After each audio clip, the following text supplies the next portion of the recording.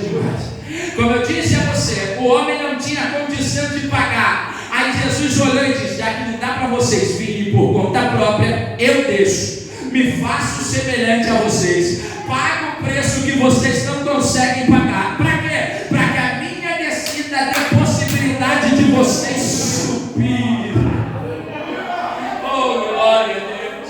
Foi quando João escreveu no seu capítulo 1 do seu Evangelho: e no princípio o verbo estava com Deus, e o verbo era Deus. Mas nesses últimos dias o verbo se manifestou em carne, ele tabernaculou, ele esteve em nosso mundo pecaminoso, falho, mas todavia, como disse o autor aos Hebreus, tentado em todos os pecados, mas sem pecado algum. Eu não consegui resistir. Eu falei, teve dias que eu falei o que não devia, vi o que não podia ver, eu peguei coisa que não deveria pegar, tomei atitude que eu não deveria ter, mas o meu Cristo,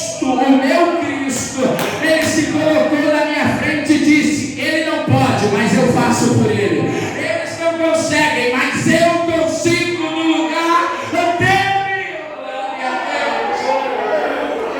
Eu estou me segurando, irmão. A gente vai chegar lá em João capítulo 19. A Bíblia diz que Jesus ele vem crescendo em estatura, em conhecimento, tanto diante de Deus como diante dos homens. Agora Jesus aparece na idade de 12 anos diante dos grandes mestres de Jerusalém, no templo, aprendendo aos pés dele, e daqui a pouco o jogo vira. Quem estava sendo ensinado se torna um professor. Cristo está ensinando com 12 anos, quando Maria indaga a ele, dizendo: por que fizesse isso a nós? Ele disse: você bem sabe que o que me importa de verdade é cuidar das coisas do meu Pai. Em outras palavras, Jesus está dizendo: eu não vim para outra coisa a não ser cumprir a missão ao qual meu Pai me deu para cumprir. Eu sei que tem gente que ama Jesus só por milagre, tem gente que ama Jesus só por porta, tem gente que procura ele até às vezes como um centro casamenteiro.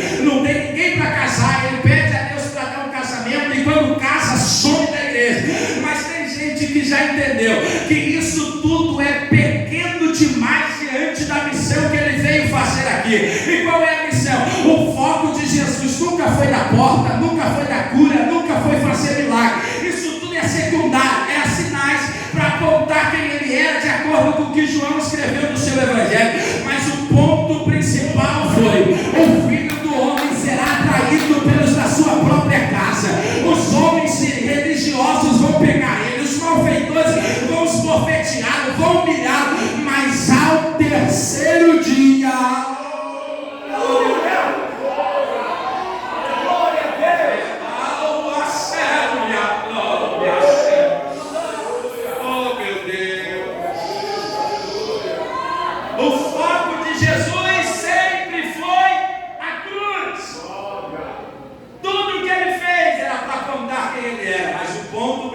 do seu ministério sempre foi aqui. Isso daqui é uma lição para a gente. Qual é a lição? Não existe evangelho sem cruz. Não existe cristianismo sem cruz. Não, Robson, eu quero ser crente, mas eu não quero carregar a cruz. Veio ao lugar errado. Ser crente é sinônimo de carregar a cruz. Ele mesmo olhou para nós e disse: quem quiser me seguir, negue-se a si mesmo, tome cada dia a sua cruz, e assim siga. Porque quem quer seguir ao Cristo que morre na cruz também tem que estar disposto a morrer para si e carregar a sua própria cruz. Jesus está indo até o Calvário, só que a Bíblia diz que a sua morte no Calvário não foi tão bonita. Jesus agora é pego como um malfeitor, sem pecado nenhum. Acusaram ele de coisas que ele nunca fez, denunciaram ele de coisas que ele nunca praticou. Eu disse a você que todos os milagres que Jesus fez foi para apontar quem ele era. Os homens não conseguiram identificá-lo, amaram mais do que ele fazia do que a ele mesmo, ao ponto de todos aqueles que gritaram a ele que ele era o cara, que ele era santo, que ele era bom, que ele era perfeito, no outro dia estavam diante de Pilatos dizendo: crucifica. Glória a Deus, aleluia. Quando pegaram o meu Jesus foi demais. A Bíblia diz que a traição não veio por alguém que o odiava. A traição não veio por alguém de longe. seus 12 discípulos, Judas, o Iscariotes. A Bíblia diz que por 30 moedas de prata, ele elabora um plano junto com os principais da sinagoga, dos religiosos da época, para atrair Jesus. Jesus está no Getsemane, pastor, orando.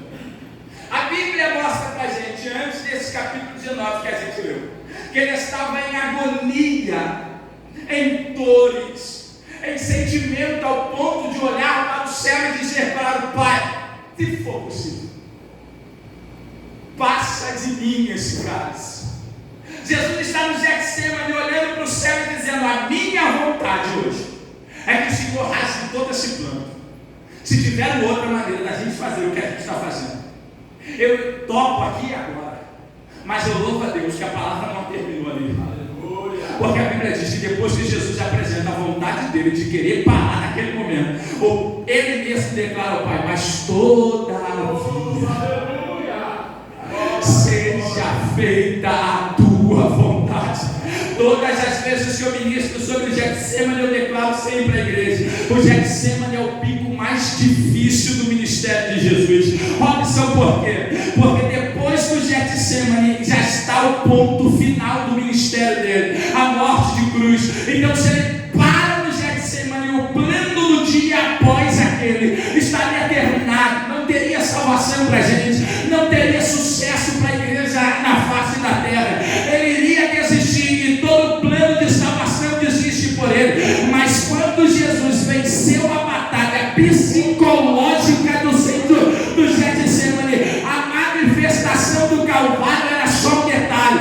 Eu tenho uma palavra de Deus a dizer a você: tudo que o diabo quer é te matar no Getsemane, porque ele sabe que se tu vencer as crises psicológicas que tu está vivendo agora, nada mais te para depois desse processo. É por isso que Deus está dizendo: vontade de desistir não é pecado, pecado é chutar o balde. Mas Deus está dizendo para nós: aceite a minha vontade, os meus anjos vão descer e vão acalmar o teu coração no meio desse Getsemane. Essa crise vai passar e a gente vai vencer o Calvário. Glória a Deus! Foi a pior fase do ministério dele.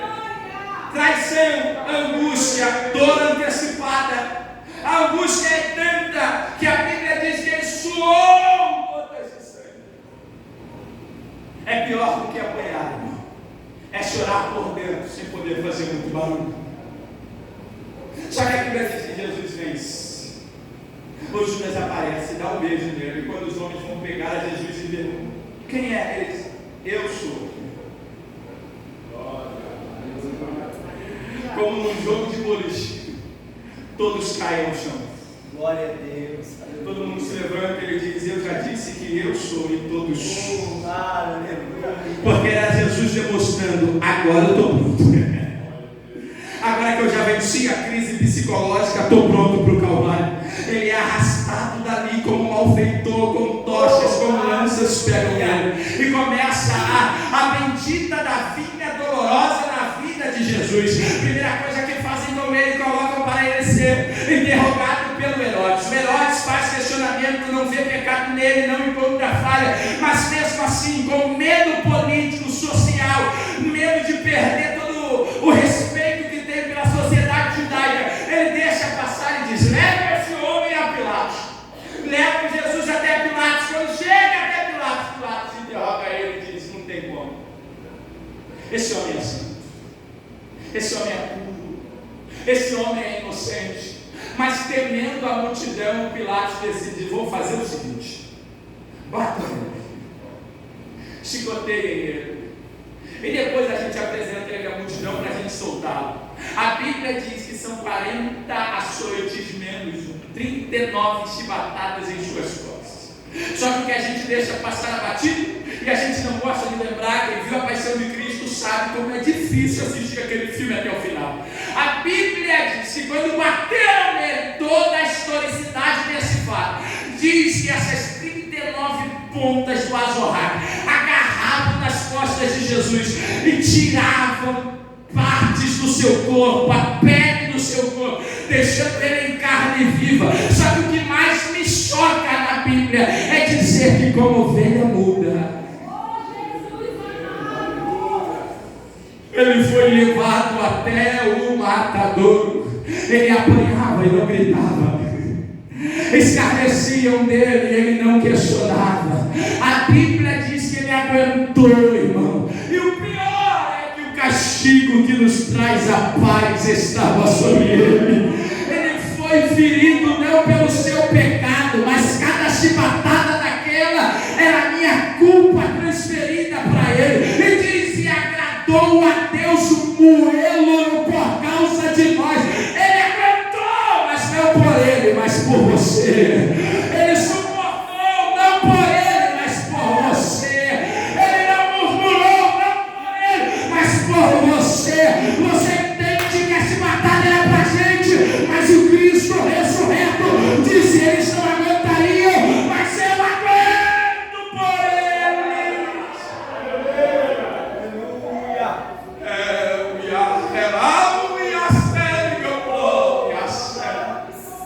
Aleluia, Jesus. Você consegue fechar os seus olhos por um minuto, por favor?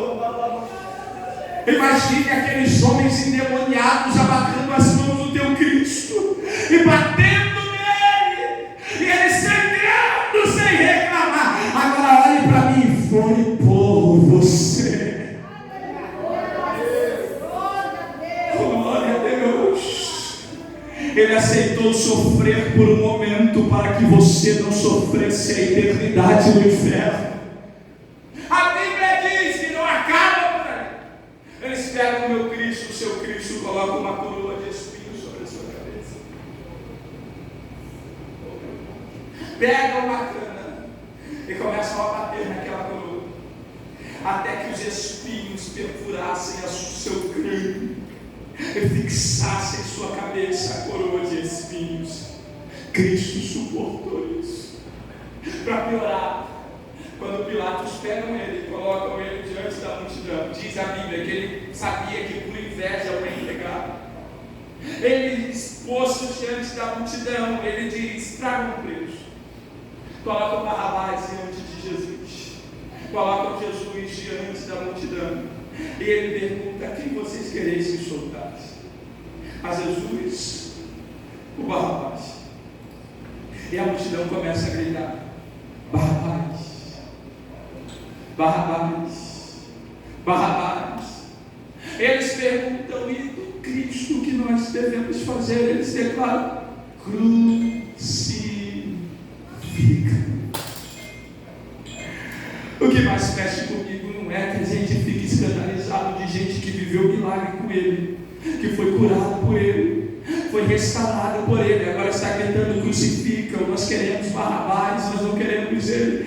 É que hoje ainda a gente continua fazendo a mesma coisa. Glória a Deus, aleluia. É que hoje ainda Deus coloca o Cristo de um lado e o Barrabás do outro, e diz: quem que vocês querem? E a gente diz: eu quero Barrabás. Robson, eu nunca faria isso com o meu Cristo. Então as coisas que você assiste em detrimento do que Deus espera que você veja é o quê? As coisas que você pratica em detrimento do que Deus espera que você pratica não é trocar Jesus pelo Barrabás, é você olhar para o sistema e dizer: eu prefiro o pecado do que preferir ele. E foi o autor aos Hebreus quem disse que quando fazemos isso, estamos crucificando o nosso Cristo uma vez mais. Mas essa noite, o olhar meigo dele vai penetrar o nosso coração, vai penetrar a nossa alma, e nós vamos declarar como Paulo declarou em Romanos capítulo 6: nós já não somos mais escravos do pecado, nós morremos com ele lá na cruz, e agora vivemos em novidade de vida para a glória dele. Nós não escolheremos Barrabás, nós escolheremos o Cristo. Glória a Deus. Glória a Deus. Eles escolhem o Barrabás, eles perguntam: o que vocês querem que façam com o Cristo? Quando a gente pensa que o sofrimento acabou, que nada, a crucificação romana é o pior castigo que você pode imaginar. Para o judeu, a maior vergonha, pois era uma maldição. Na lei está escrito que todo aquele que for pendurado no madeiro será maldito. Paulo disse que Jesus aceitou ser feito maldição em nosso lugar. Pega uma cruz, e a cruz não é completamente montada, as suas hastes são separadas uma da outra, e o próprio prisioneiro tem que carregá-la durante toda a vinha até o cume do Calvário. A Bíblia diz que ele pega aquela cruz e coloca em seus ombros. E começa Jesus, depois de ter apanhado tanto, sangrando, ferido, cansado, mas sem reclamar, carregando a sua cruz. Ele diz a Bíblia que chegou um ponto que ele não aguentou mais, até que pegaram um homem chamado Simeão e colocaram do lado dele e obrigaram a ele a carregar a cruz junto com Cristo. Eu não sei se a história é verídica 100%, mas os historiadores e a tradição oral da igreja diz que esse homem, ele possuía filhos, e quando ele voltou para casa depois do período pascual, ele olhou nos olhos dos filhos e disse: eu encontrei o verdadeiro Cordeiro da Páscoa.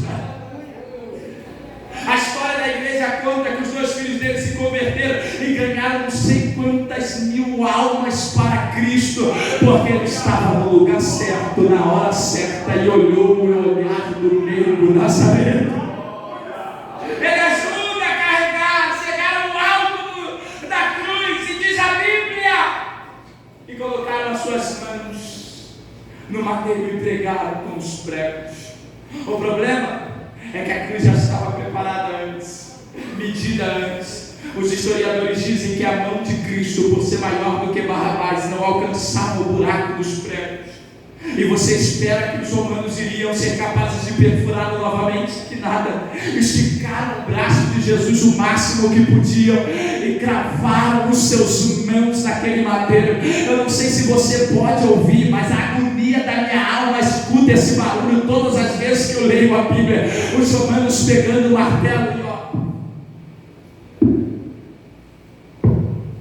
pregando as suas mãos naquela cruz. Pegaram seus pés e juntaram e pregaram um sobre o outro no madeiro. Só que eu escutei alguém dizer, e eu acredito que é verídico, não foram os pregos que o prenderam na cruz, não foram as mãos travadas que o prenderam na cruz. Robson, o que prendeu Jesus naquela cruz? O pregador disse, João capítulo 3 versículo 16, porque Deus amou o mundo de tal maneira que entregou seu Filho unigênito para morrer em nosso lugar, para que todo aquele que nele crê não pereça, mas tenha vida eterna. Ele mesmo declarou que se ele estivesse em seu reino, ele daria uma ordem, os anjos desceriam para o livrar, mas por amor, ele não desceu. Eu fico imaginando os anjos dizendo: Pai, deixa eu descer, deixa eu livrar ele, e Deus gritando: não, ele suporta, é por amor, é por amor.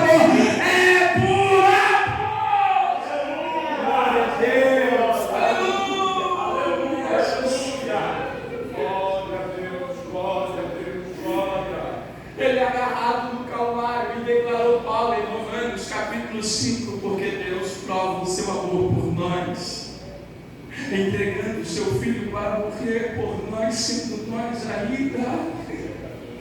Você não prestava, mas o amor de Deus ainda estava sobre a sua vida. Às vezes não valia nada, não tinha nada de bom para oferecer, mas mesmo assim Ele decidiu nos amar.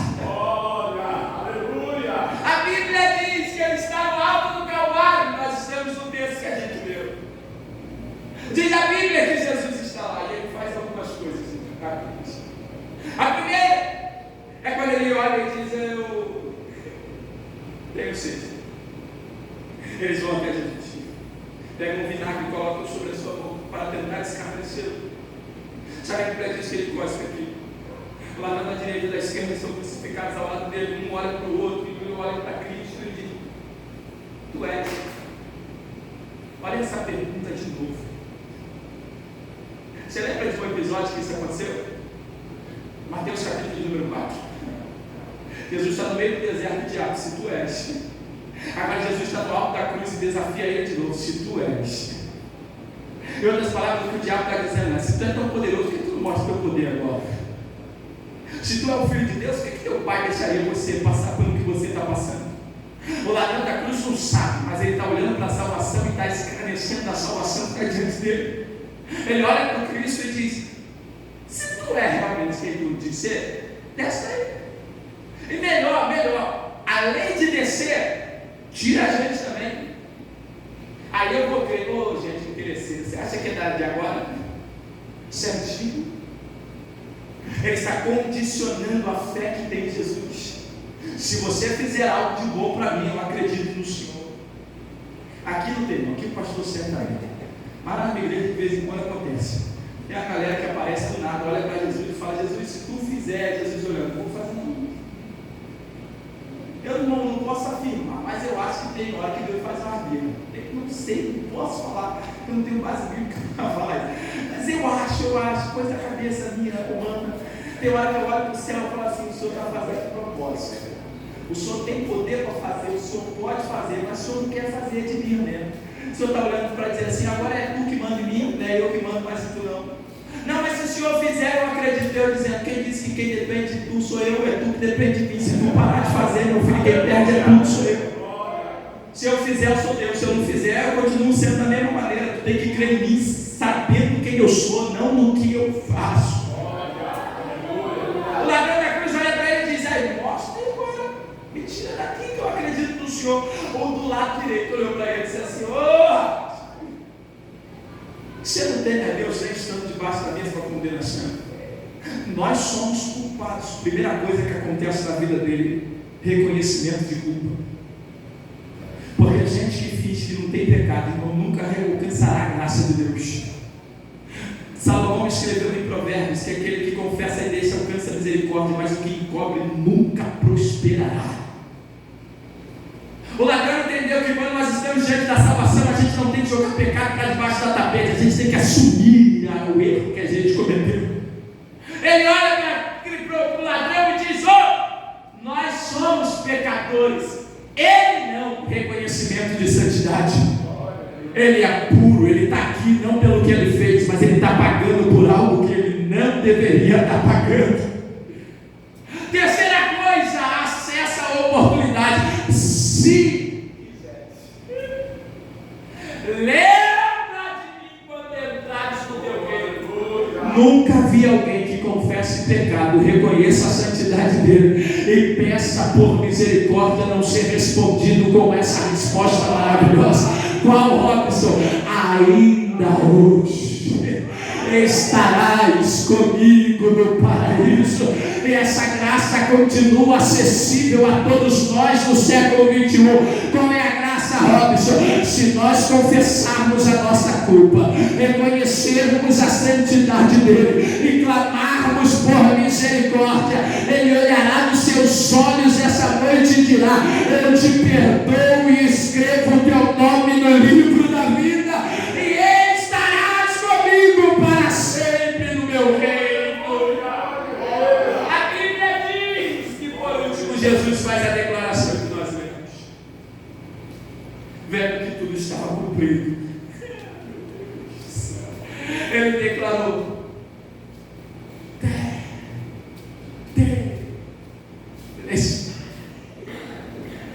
está consumado. Traduzindo o significado da palavra, a dívida foi paga. Toda a narrativa introdutória da minha pregação foi para lhe mostrar a dívida que a gente tinha.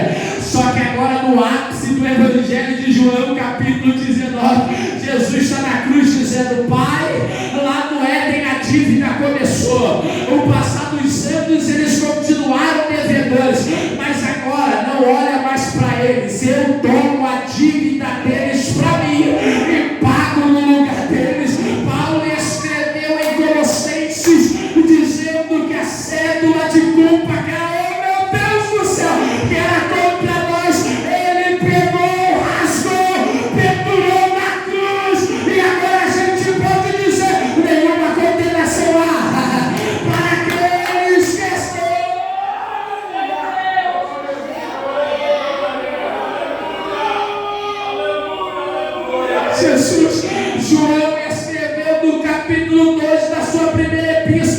Filhinhos, eu vos digo, não pequeis, mas se pecais, vós tens um advogado fiel, o santo, o justo, Jesus, aquele que morreu por nós na cruz. Eu estou dizendo para você, não interessa o que você fez, não interessa quem você era, não interessa as culpas que você carrega, a cruz pagou, a cruz pagou, a cruz pagou. E se nós andarmos na luz como na luz Ele está, e se vermos comunhão uns com os outros, Ele perdoará os nossos pecados. Está perdoado, está perdoado, está perdoado, está perdoado. Isso, eu estou dizendo para alguém aqui, que se o teu pecado for mais vermelho que escarlate, o sangue dele é poderoso para torná-lo mais alto do que a neve. A cruz, a cruz. Isso me constrange. Eu só penso em uma cena. Eu não sou muito de advocacia, eu entendo. Se tiver alguém que entenda, vai saber muito mais do que eu. Ele está aí no tribunal. Tem o juiz, o advogado de defesa, o advogado de acusação. A pessoa que está sendo acusada tem que se levantar, colocar diante do juiz, coloca-se a mão sobre a Bíblia e declara: juro dizer somente a verdade, nada além da verdade. Ele se assenta sobre aquele tribunal. O advogado de acusação se apresenta, e eu penso aqui no plano espiritual. Deus é o juiz, Jesus é o advogado de defesa, e o diabo é o advogado de acusação. O diabo se levanta como o primeiro a apontar os defeitos daquele que está sendo acusado. Jesus é o diabo, ele aparece, pega uma cartilha aí. E o diabo não precisa mentir para nos acusar. Ele não precisa. Eu sei que ele é mentiroso, ele é traiçoeiro, ele inventa uns negócios, mas para falar mal da gente não precisa inventar. A gente vacila mesmo, a gente pega, a gente erra. Aí eu fico imaginando o diabo com uma cartilha enorme, escrito lá: no dia tal o pastor Sérgio fez isso. No dia tal o Robson fez isso. No dia tal os irmãos fizeram isso.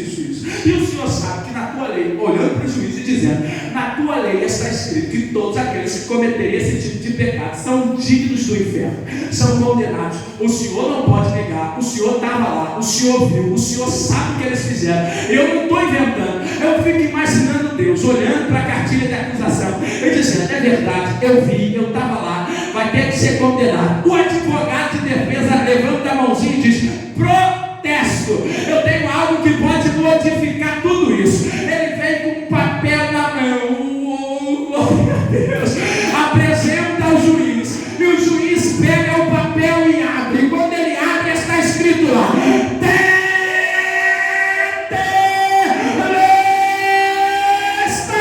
a dívida já foi paga, a fiança foi paga, pode rasgar a dívida, está perdoado.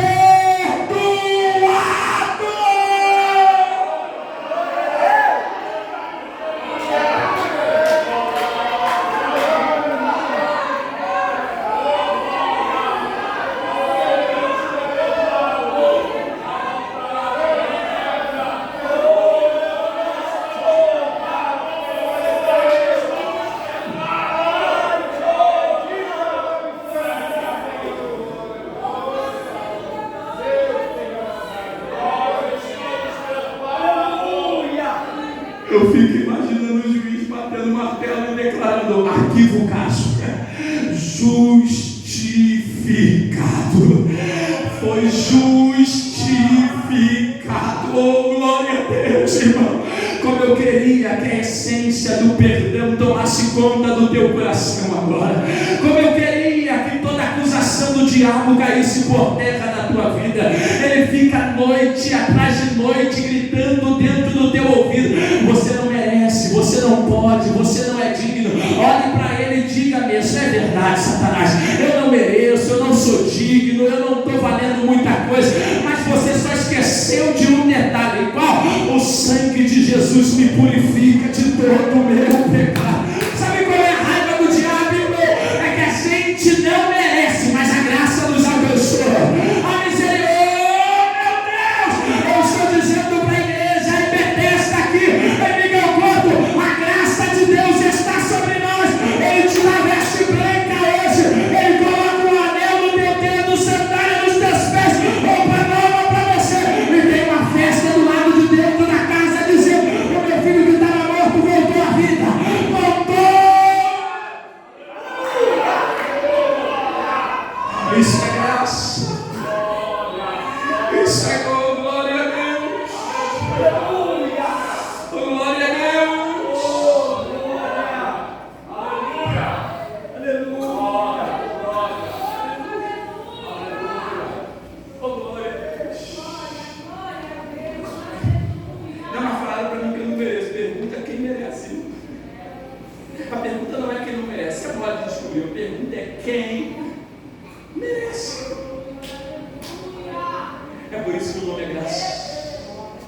que nós não somos salvos por obras para que ninguém se glorie, mas através da graça por meio da fé. É graça. A Bíblia diz que ele morre. Olha que lindo, a gente leu. Eu fiz questão de ler o capítulo 20, um pedaço enorme que a gente leu juntos. Jesus declara: está consumado. Irmãos. Eu gosto do reverendo Hernandes Lopes, quando ele comenta a respeito desse texto. Ele diz que naquele dia a morte descobriu o que é a morte. Contraditório, mas é real. Ele disse que a morte estava acostumada a matar as pessoas, mas naquele dia ela mesma foi assassinada. Porque não foi a morte quem pegou Jesus, foi Jesus quem deu o seu Espírito e se entregou. Não deu nem tempo dela chegar. Ela tentou meter a mão dele e disse: não, meu filho, aqui não é você que vence, aqui quem te vence sou eu. Óbvio, como é que eu sei? Não, mas a morte venceu, porque Jesus morreu. Será mesmo? A Bíblia diz em João capítulo de número 20 que um domingo de manhã,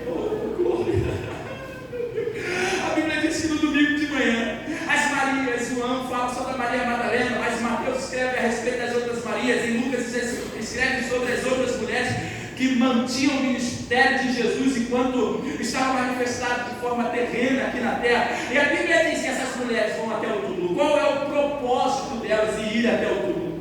A Bíblia diz que elas vão lá para embalsamá-lo. Elas vão lá para betumar o corpo de Jesus. Porque não deu. Quando você lê o Evangelho de João, eu te faço eu te dou esse conselho, né? Depois você parar para ler, você vai perceber que João é o único que usa uma nomenclatura para o dia da morte de Jesus. Qual é a nomenclatura? E aquele era um grande sábado. É só João que fala isso. Não tem outro evangelho que usa essa expressão. Isso na linguagem judaica lá, na época, estava dando sentido à Páscoa que estava chegando. A festa era tão grande que a sexta e o sábado da Páscoa eram considerados um dia só. Por isso acredita-se que a morte de Cristo acontece na véspera do grande sábado, ou seja, na quinta-feira que ela acontece, emenda-se na sexta do sábado, e Jesus ressuscita no domingo pela manhã. Os rabínicos acreditam dessa maneira. Então, por esse motivo da festa ser tão grande, não deu para pegar o corpo, cuidar do corpo, para poder crucificar, para botar dentro do túmulo. Não deu, era uma correria total. Ao ponto desses homens, os soldados humanos, quando foram para tirar os corpos da cruz, eles iriam ver se eles estavam vivos. Se não tivessem vivo, eles iriam acelerar o processo da morte. Mas Cristo já havia morrido. Então a Bíblia diz que José de Arimateia compra o direito de pegar o corpo de Jesus, leva ele para o seu túmulo e coloca lá. As mulheres, então, querendo resolver o problema que a grande festa causou, de não embalsamá-lo, vão até o túmulo no domingo de manhã. As mulheres estão no caminho assim, pastor. E a pedra? Quem tira a pedra? Meu Deus, a pedra. E agora, a gente é um monte de mulher aqui, precisa de no mínimo 6 cantando para arrancar aquela pedra de lá. Como que a gente vai tirar aquele negócio de lá? E elas estão indo. Só que o que mais me impressiona é que elas têm a capacidade de saber do problema, mas não ficam em casa sabendo do problema. Entendeu? Elas sabem que tem uma pedra que é maior do que elas, mas elas não ficam medindo o tamanho da pedra e dizendo: não, vou ficar em casa porque eu não sei como resolver. Ela: não, vou assim mesmo. Quando chega lá, a gente descobre o que vai dar. É igual o crente, irmão. Passou na luta, a galera olha para ele e diz: vai para a igreja? Nada, hoje não vai não. Aí daqui a pouco, quando vai ver, ele está arrumado, está no culto, aí pergunta: por que você veio? Sei lá, eu só vim. Mas e o problema? Depois do culto a gente descobre. Porque se eu ficar em casa, o problema não vai resolver mesmo, eu vou pro túmulo lá para saber o que está acontecendo. Elas vão, chegam lá, olha o que essas mulheres descobriram: que a pedra que preocupava no caminho já estava removida. Porque se elas ficam em casa, perderiam a pedra removida. Mas já que veio, sabendo do problema, encontrou o problema resolvido. Deus é terrível em revelar segredos para crente que não para por causa de problema. Você tinha tudo para ficar em casa, já que tu veio para o culto, Deus pode remover algumas pedras do teu caminho. Oh, glória a Deus. A Bíblia diz que chegando lá, a pedra está removida. As Marias ficam loucas. Elas olham para o túmulo e dizem: e agora? Levaram o corpo dele. Não, meu pai, roubaram o corpo do mestre. Porque a expectativa das Marias era encontrar o corpo de Jesus lá. Jesus morto. Só que a Bíblia diz que quando ela chega, Jesus já não está mais lá. Elas voltam correndo, vai para casa. Chegam os discípulos, o Pedro e o João saem correndo com uma disputa, vão para o túmulo. Chegando lá, eles veem os lençóis. Mas diz a Bíblia que quando eles vão embora, Maria fica. Quando a Maria fica, o anjo olha para ela e diz assim: procurando quem mesmo? Procurando Jesus. O corpo dele. Por quê? Por que procura entre os mortos aquele que vivo está? Aqui mora o cerne do cristianismo, pastor.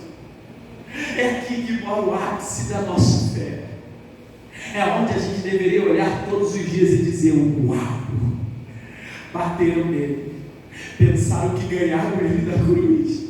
A morte pensou que estava vencendo ele, mas João declarou em Apocalipse capítulo 1: e me virei para ver quem falava comigo, e ele tinha o aspecto do Filho do Homem, e ele tinha nas suas mãos a chave do inferno e da morte.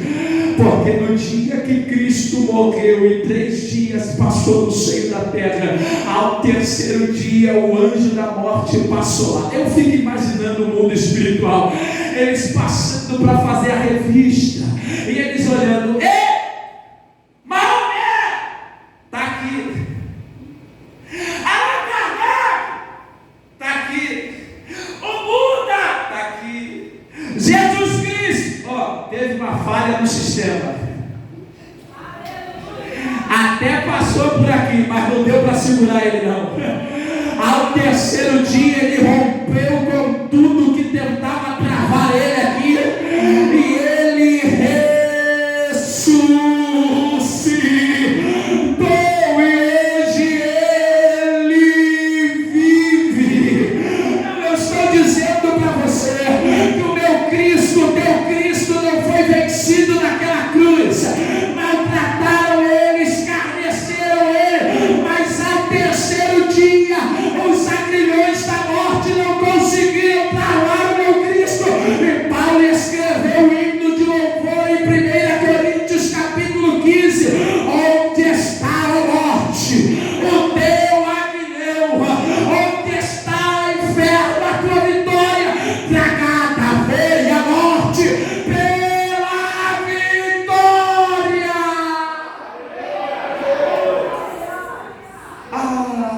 Aleluia. O meu Cristo venceu a morte.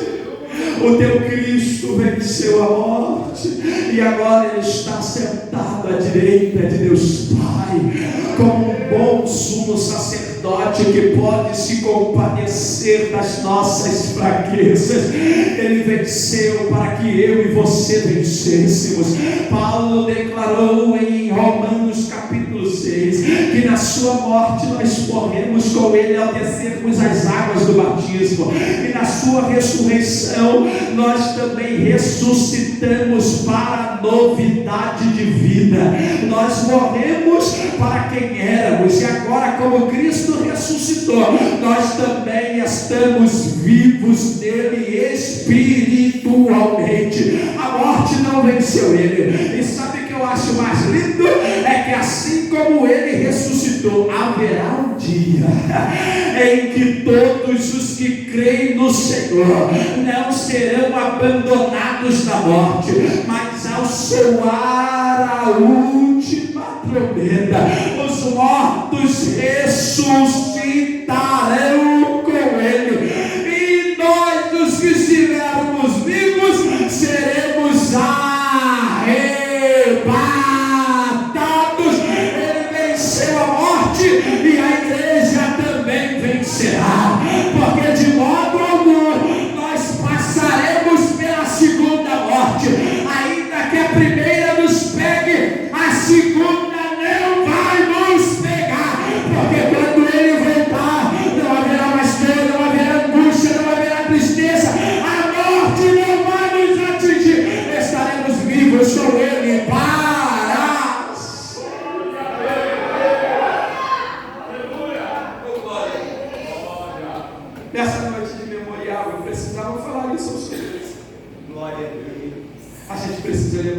Cristo fez por nós. Mas a gente lembra de tanta coisa. A gente lembra dos milagres, a gente lembra das curas, a gente lembra das portas. A gente não esquece do cerne do Evangelho. A cruz. O que ela significa para nós. Ontem eu estava pregando em uma festividade e o tema da festividade é: quem vós dizeis que eu sou? E essa é a pergunta que eu quero deixar para nós nessa noite de Santa Ceia. O que o sacrifício de Cristo é para você? Você entende que era para você estar no inferno? Você entende que você não tinha jeito de se salvar? Você entende que você não tinha jeito de pagar a dívida que você tinha com Deus? Mas a graça de Deus entrou no Aleluia! Mas agora nós fomos reconciliados em Cristo. Glória a Deus! É por isso que você pode adorar a Deus. É por isso que você pode ter comunhão com Ele. Porque se o pecado nos afastava, a graça nos aproxima. A morte de Cristo trouxe reconciliação para a sua igreja. Eu peço, por favor, que você fique de pé. Tem 2 minutos para me devolver o microfone aqui de direito. Me permita orar com você. Você que está sofrendo ataque do diabo, sendo acusado pelo seu passado, sendo lembrado de forma contínua das suas culpas, das suas quedas. Essa noite é a noite de você lembrar que Cristo morreu por você. Aleluia! Nós não estamos fazendo apologia ao pecado, não. O que é pecado na vida do crente não é estilo de vida, é acidente. Aleluia! E talvez você se acidentou, você errou o alvo, você fez o que não deveria fazer, e agora está olhando para essa Santa Ceia e dizendo: eu não vou participar porque eu sou isso. E Cristo está dizendo: meu sangue te purifica de todo o teu pecado. Aleluia! Você está em comunhão conosco essa noite, você que é cristão, servo dessa igreja, e essa comunhão nos cura, irmão. A morte de Cristo naquela cruz foi para que eu e você vencêssemos. Então põe uma mão no seu coração nesse momento, por favor. Deus, a tua igreja está diante da tua presença. Aleluia! A tua palavra, Senhor, foi pregada uma vez mais. Senhor, nós sabemos que nós não merecemos. Enquanto estivermos aqui nesse mundo, nós lutaremos contra a nossa natureza adâmica, mas louvado seja o teu nome, porque nenhuma condenação há mais sobre nós. Nós estamos amparados pelo teu sangue, Senhor. E por isso eu lhe peço que, se o diabo tem acusado os meus irmãos, se o diabo tem conseguido esfriar a fé deles, Senhor, lembrando de quem ele era, do passado que ele teve, dos erros que ele cometeu, Senhor, mas agora o teu filho está arrependido, confessou, então que o teu sangue o perdoe nessa hora. Aleluia. Que o Senhor o lave de toda acusação agora, que ele se torne mais alvo do que a neve, Senhor, essa noite. Que a tua igreja possa ter um momento de comunhão com o Senhor debaixo do perdão de Cristo naquela cruz. Obrigado, Senhor, pelo teu sacrifício, pois o teu filho rasgou o seu corpo naquela cruz para nos dar um vivo e novo caminho, Senhor. A tua palavra, ela diz que por causa disso nós podemos acessar o trono da tua graça com confiança. E nós não estamos aqui por meritocracia, é tudo pela tua graça, Senhor.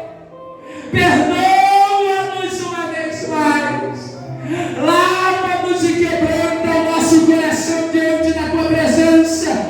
Confessamos ao Senhor as nossas culpas, a fim de sermos perdoados pelo teu sangue. Nos ajuda, Senhor.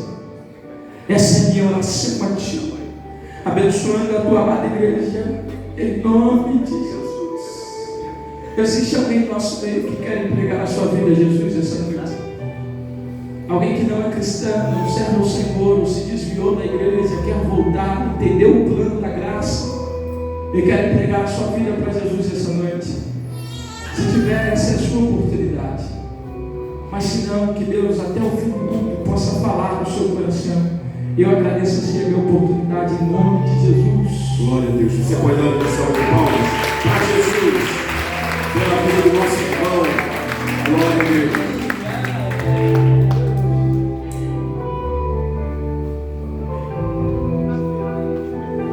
Oh, aleluia. Continue de pé.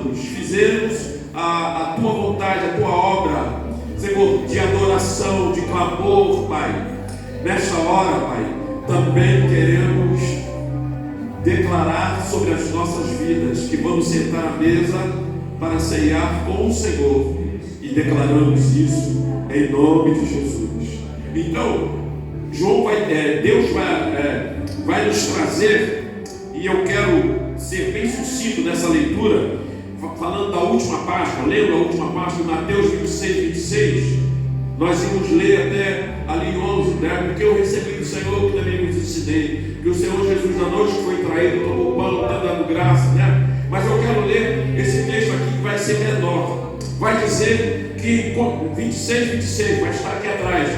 E quando comiam, Jesus tomou o pão e abençoando-o, partiu e o deu aos seus discípulos, disse: tomai, comei, isto é o meu corpo. E tomando o cálice e dando graças, deu-lhe também, dizendo: bebei dele todos, porque isso é o meu sangue, o sangue do Novo Testamento. E a tua tradução pode estar o sangue o sangue do Novo Testamento aqui, tá?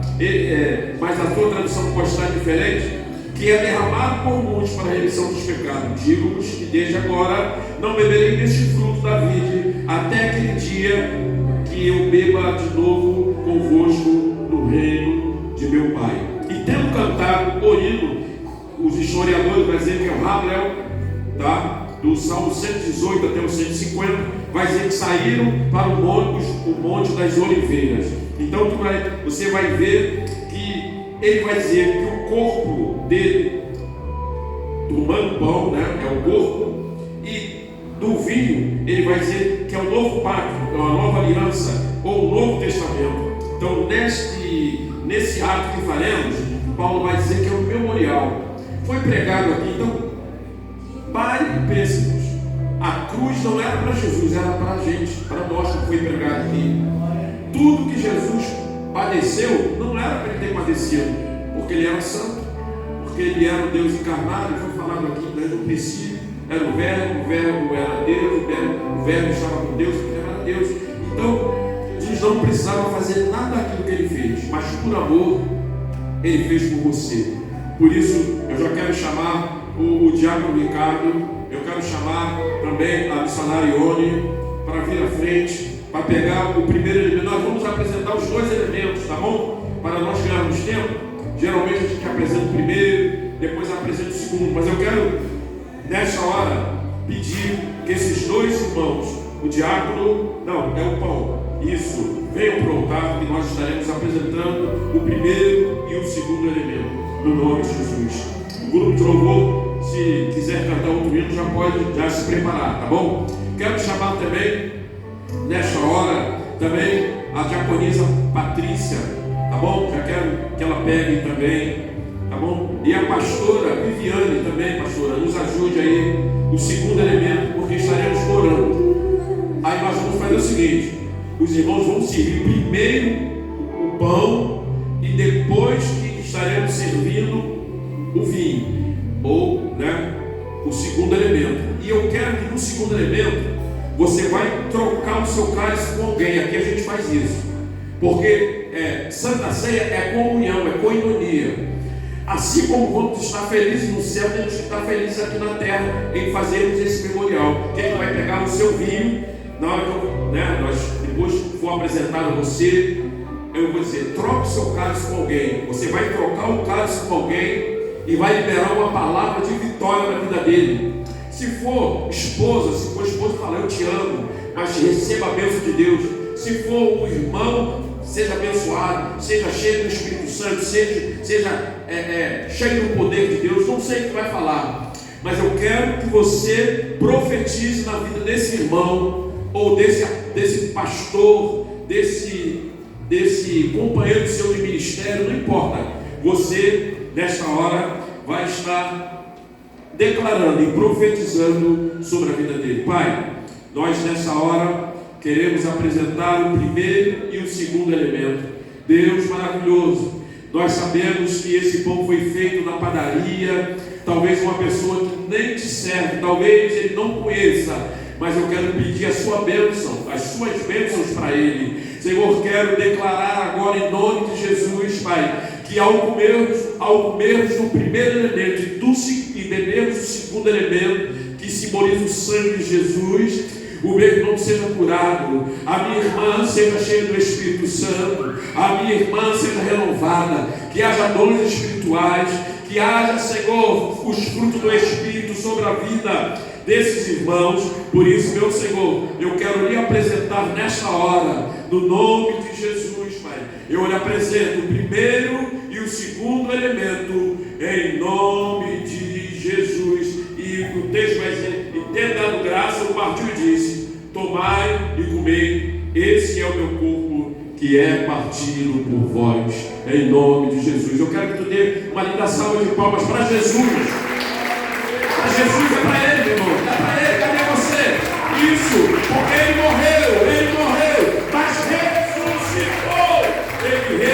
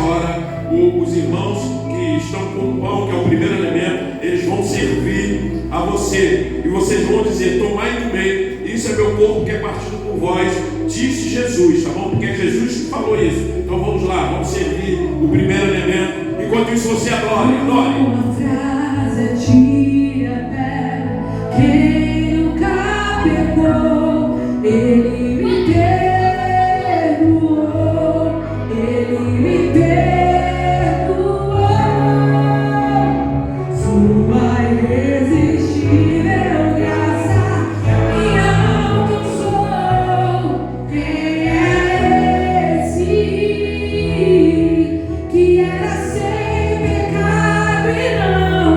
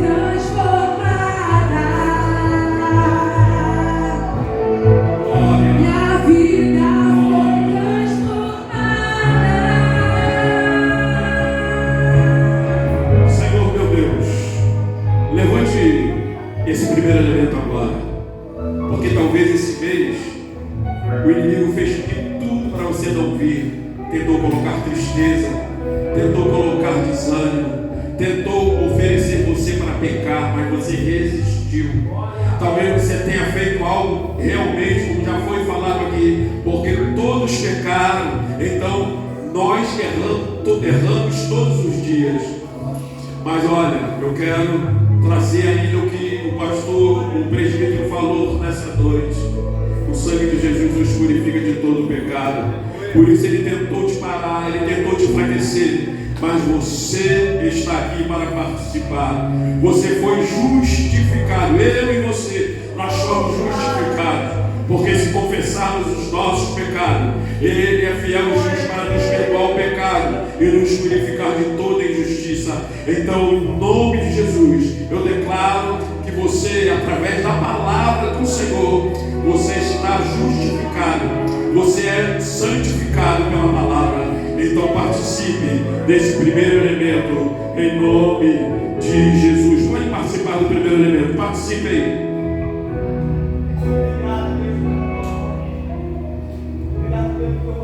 A terra estremeceu, sepulcro se abriu. Você pode se alegrar por estar participando. Nada vencerá do seu grande amor. Agora eu quero que você fique de pé, porque já vamos iniciar. Fique de pé agora. Vamos lá. O meu rei ressuscitou. Você vai participar do segundo elemento de pé, que é o sangue de Jesus. Pra sempre exaltado és, pra sempre adorado és, pra sempre Ele vive e ressuscitou.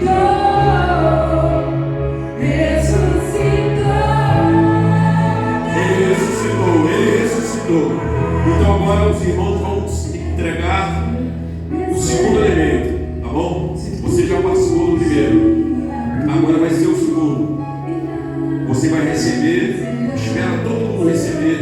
Se você quiser sair do seu lugar, porque talvez a pessoa que você quer profetizar na vida dele, ele está longe de você. Você vai sair do seu lugar e vai trocar o cálice com ele. E vai dizer, ser tu uma bênção, seja cheio do Espírito Santo. Não sei o que vai falar. Então, em nome de Jesus, Paulo vai ler e vai dizer, esse cálice é a nova aliança do meu sangue. Fazer isso todas as vezes que beberes em memória de mim. Então, você vai dizer, esse cálice é a nova aliança do meu sangue, disse Jesus, porque quem falou não é você, não é eu, foi o Senhor. Então vocês podem ir lá entregar o segundo elemento em nome de Jesus, e você vai receber de pé, tá bom? Você vai receber e depois vai liberar uma palavra profética na vida de alguém nessa noite. Vamos continuar adorando, vamos continuar. Exaltado és, pra sempre adorado és, pra sempre Ele vive, ressuscitou.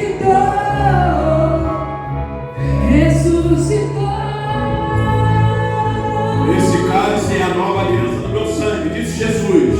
Disse Jesus. Vai dizer isso aí, vai dizer.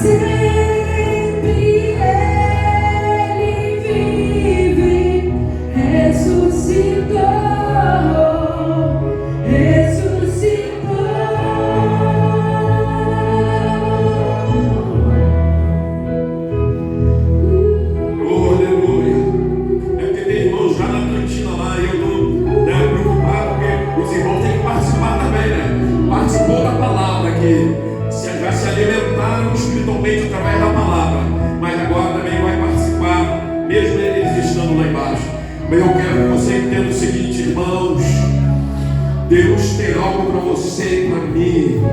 Ele já deu a salvação, mas Ele quer que você avance, Ele quer que você participe, porque Jesus vai dizer que não comer da minha carne, não beber do meu sangue, não tem parte comigo. Então você vai participar, e você que ainda não pode participar, se alinhe à palavra. Você procura o pastor, procura o irmão, fala: eu quero me batizar, eu quero também fazer parte do corpo do Senhor, eu quero honrar a morte dele na cruz do Calvário, porque Jesus morreu não foi só pela igreja, não, foi por todos. Por isso que o pastor pregando aqui diz: porque Deus amou o mundo de tal maneira que deu o seu Filho unigênito, para que todo aquele que nele crê não pereça, mas tenha a vida eterna. E ele vai continuar até no 17, porque Deus não enviou o seu Filho ao mundo, porque Deus enviou o seu Filho ao mundo não para condenar o mundo, mas para que o mundo fosse salvo por ele. Jesus veio dar satisfação, veio nos dar salvação através da sua morte, em nome de Jesus. Oh, glória a Deus, oh, aleluia.